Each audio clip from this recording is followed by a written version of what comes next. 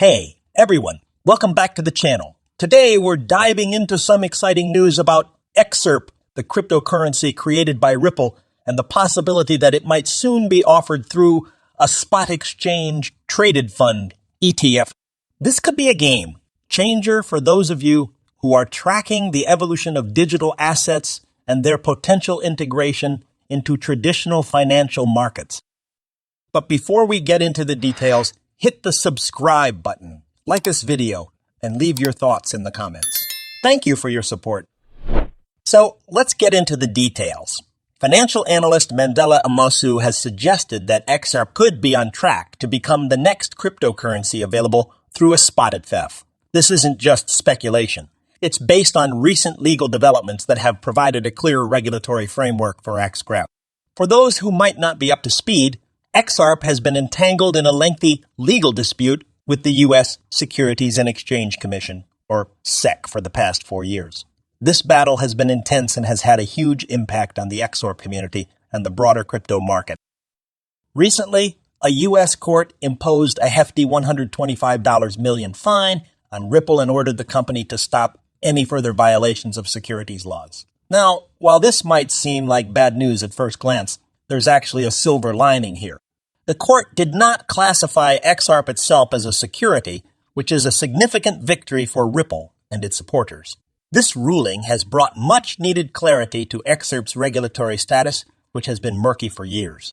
With this newfound clarity, analysts like Amosu are beginning to see the potential for XRP to be included in a spot ETF, which could attract institutional investors and significantly boost XRP's market presence. Now, let's discuss why this regulatory classification is so important. In the crypto world, whether a digital asset is categorized as a commodity or a security can greatly influence its chances of being included in financial products like ETFs. Before this recent ruling, the regulatory status of XRP was quite uncertain, and this made institutional investors hesitant to get involved. But with the court's decision, there's a renewed sense of optimism that Aircore might finally overcome these hurdles. However, it's important to temper our expectations. Even Amosu, who sees potential in an XRP ETF, is cautiously optimistic. He points out that so far, no financial institution has stepped up to apply for an XRP ETF.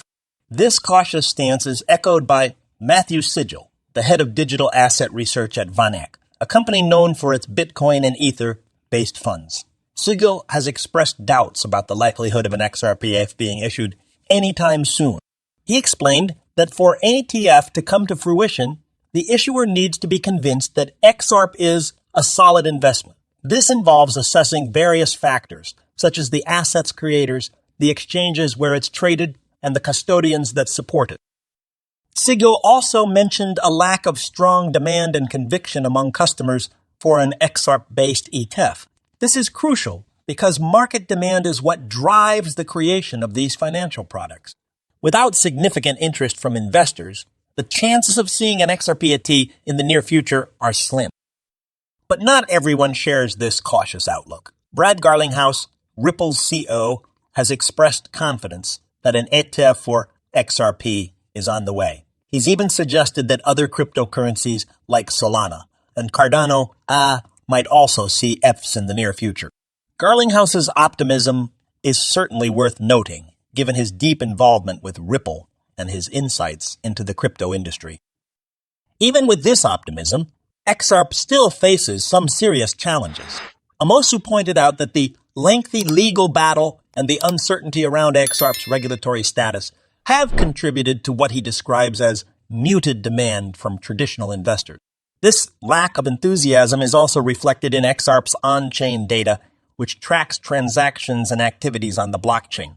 The data suggests that, at least for now, there isn't widespread excitement about XRP, which could be a hurdle for its future growth.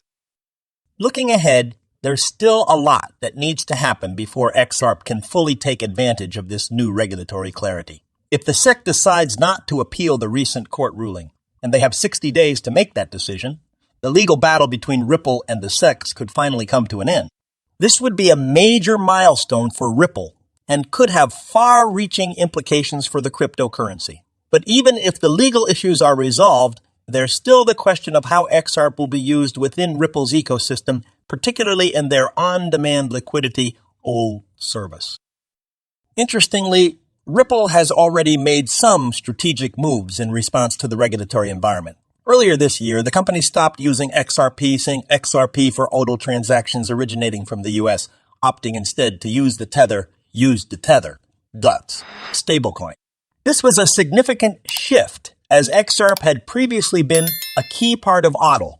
Ripple has since announced plans to launch its own stablecoin called Ripple Lust, which will be available on both the XRP ledger and Ethereum.